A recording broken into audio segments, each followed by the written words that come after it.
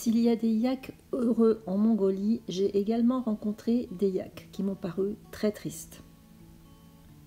Et notamment, dans cette famille, j'ai pu assister à une scène qui ne m'a pas du tout réjouie. Ils étaient 2-3 Mongols qui ont mis brutalement un yak au sol, à terre, pour pouvoir lui insérer une corde. Alors certes, peut-être c'est difficile de faire autrement, mais il y a la manière de faire. Regardez ce yak. Regardez la tête, les yeux. C'est triste. Regardez. Alors ils sont harnachés. La tristesse se lit dans leurs yeux. Là, ils me regardaient. C'était comme un appel au secours. Là, les oreilles abattues. Alors c'est des yaks qui sont harnachés pour transporter les bagages de randonneurs français qui étaient présents aussi dans cette famille. Et alors certes, c'est une aide pour l'homme, puisque les yaks peuvent transporter des charges, je crois, jusqu'à 300 kg. Et par hasard, nous sommes tombés sur un festival de yak avec une course de yak. Alors le festival par lui-même, c'est quelque chose de plutôt joyeux.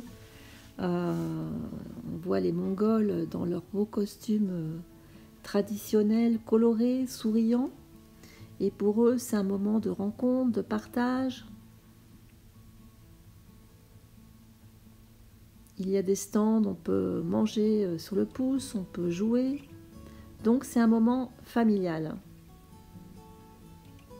Et la course se déroule, regardez la tristesse, là on voit dans les yeux. La course de yak se déroule sur 4 km, mais seulement la moitié parviennent à la ligne d'arrivée. Donc c'est pour vous dire. Et les yaks, pour moi, ne sont pas faits du tout pour être montés. Alors, ils sont cravachés, on leur tire dans les naseaux.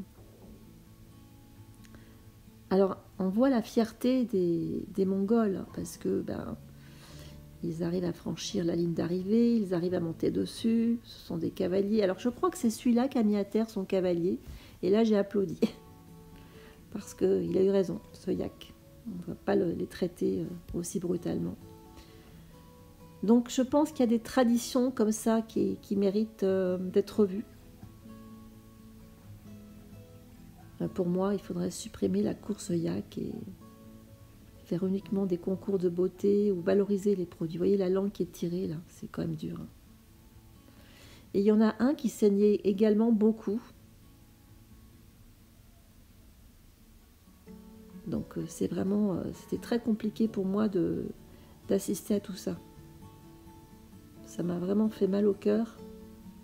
Alors, voyez, ce yak magnifique avec ses cornes incroyables, mais cravaché quand même, beaucoup.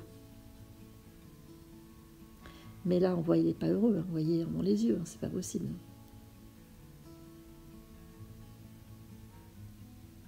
Alors voilà, une tradition, certes, mais qui pourrait être vraiment revue, comme je l'ai dit. Alors, ne vaut-il pas mieux les laisser tranquilles, ces yaks en train de paître, de brouter dans les plaines, gentiment?